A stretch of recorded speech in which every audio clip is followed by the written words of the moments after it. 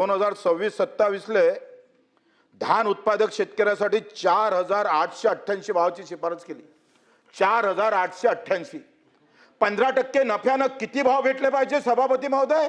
4,888 आणि केंद्र सरकारनं जाहीर किती केले भाव?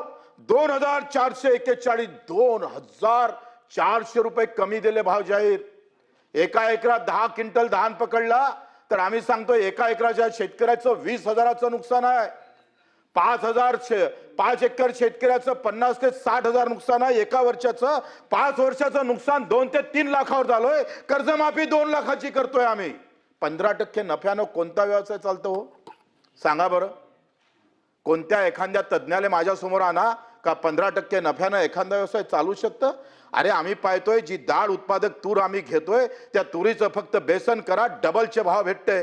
बेसनाचे भजे करा 10 पट 100 पट भाव भेटतं गुलाबराव, तुम्हाला माहित आहे।